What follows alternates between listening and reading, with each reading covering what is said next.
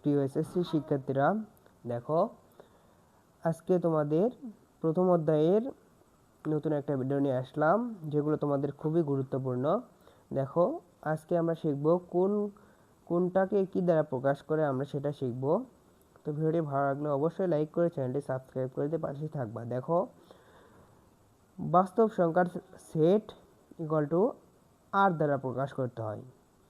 পূর্ণ সংখ্যার set equal to Z দ্বারা প্রকাশ করতে হয়। ধনাত্মক পূর্ণ সংখ্যার সেট জেড প্লাস দ্বারা প্রকাশ করা হয়। ঋণাত্মক পূর্ণ সংখ্যার সেট জেড মাইনাস দ্বারা প্রকাশ করা হয়। স্বাভাবিক সংখ্যার সেট এন দ্বারা প্রকাশ করা হয়। মূলদ সংখ্যার সেট কিউ দ্বারা প্রকাশ করা হয়। অমূলদ সংখ্যার সেট কিউ সি দ্বারা প্রকাশ করা হয়। জটিল সংখ্যার সেট সি দ্বারা প্রকাশ করা হয়। ফাঁকা সেটের চিহ্ন এটা দেখো, ফাঁকা এবং সেকেন্ড ব্র্যাকেট। সার্বিক সেটের চিহ্ন দেখো ইউ আকৃতির। সেটের অন্তর দেখো এ বাদ বি, অর্থাৎ এ মাইনাস বি করলে আমরা সেটের অন্তর পাই। পূরক সেট দেখো, পূরক সেট ইকুয়াল টু কি, A C equal to A prime, এটাকে বলা হয় এ প্রাইম বলি।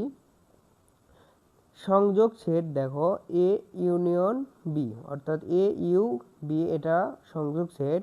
তারপর দেখো সেট সেট সেট সেট হচ্ছে দেখো এ ইউটা হচ্ছে উল্টা বি, এটাকে বলা হয় ছেদ সেট। তারপর শক্তি সেট কি, পি পাওয়ার অফ, দেখো পি অফ এ, এটা হচ্ছে শক্তি সেট।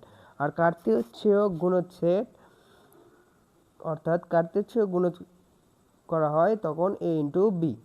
আশা করি ভালোভাবে বুঝছো। তো এই পর্যন্ত। ভিডিওটি ভালো লাগলে অবশ্যই চ্যানেলটি সাবস্ক্রাইব করতে পাশে থাকবে এবং বন্ধুদের মাঝে শেয়ার করবা। আল্লাহ হাফেজ।